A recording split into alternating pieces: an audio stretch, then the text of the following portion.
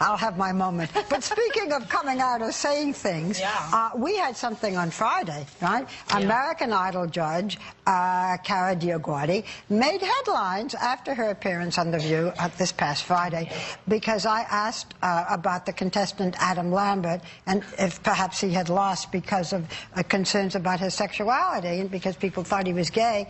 And here's what Cara said.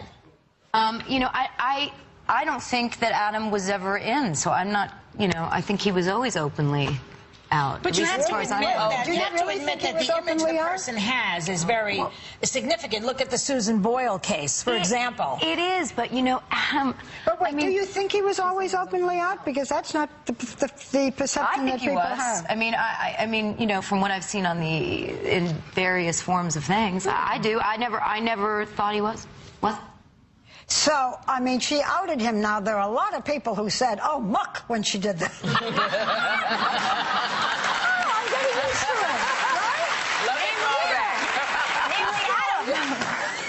So she shouldn't have outed him, people feel, because he says that he would like people to keep speculating. He has not said that he's out. So well, but later that day, Ryan Seacrest had sent out, just around that time, saying, he tweeted something about him actually coming and making some sort of announcement that Adam was going to come out and make some clarification about because Cara did it for him, apparently. Oh, so he was about to come out? I don't know. I mean, there was a tweet that went around saying he was going to make a statement clarifying. I don't think she thought she was outing him. Like she said, for everything I've seen, he is what he is. I don't think she thought... But he hasn't said it, and he said he still wants... Just because the guy wears mascara. I don't think she was saying it because he wears mascara. I think maybe every article that had been leading up to that point with Cara had pointed to the sort of sexual ambiguity that had been going on and the fact that that was something he was owning at the time and it shouldn't even factor in. Why was it even part of the discussion? And then she totally outed him. It's to you, Barbara. But we were, because Barbara asked the question. Barbara asked the question. But remember last week when we had those guys who did the movie Outrage and we were talking about, and most people on this panel did not appreciate, you especially,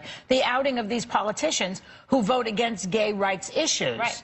So then this is even less benign, outing a guy who's really just a performer. Well, anyone, what was the one whose name escapes me for the moment, who came out after he was on American... Clay Aiken. Yeah, Clay Aiken never admitted it while he was, you know, on American Idol. It was only later. He was outed on this show also. What is this? Someone did out. That's right.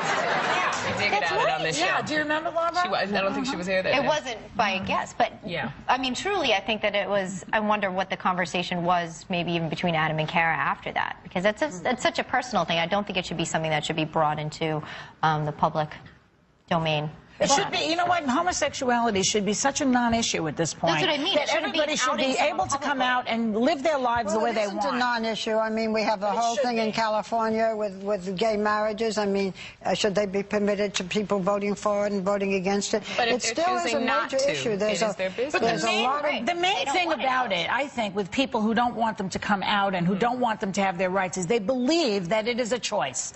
As soon as people get over the fact that it is a choice, it will be a non-issue. It is not a choice. What about the people who it is what people are. What about the people who are gay who don't want it out there yet? They can do. That's their choice. Right to keep it but the point is that no one is choosing to be vilified by people. That's not no one's saying that.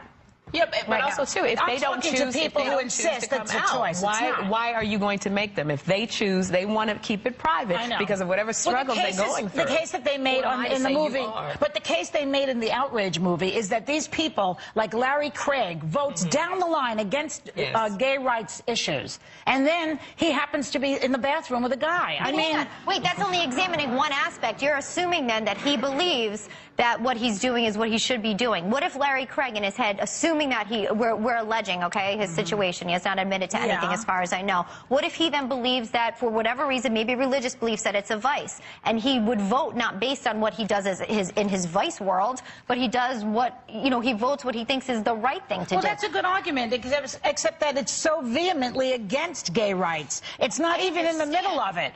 And here's a guy who's hiding his own sexuality, and that's what's motivating him. You don't know what personally is going on. He's putting out a vibe. What he's doing is he's putting it out there. I'm not gay. I'm not gay. See how I vote? To hide his own sexuality. Maybe that's one case. Maybe he believes in his heart, through his religion, that that is something that is wrong in his own personal life. I do see that as that just strikes me as a little hypocritical. what his intentions are necessarily. His intentions is to get something in that men's room. That's his intention. There are people who have religious views. There are people who have religious views, and I think maybe the bottom line, and we're going to come right back, is don't start mucking up with other people's business.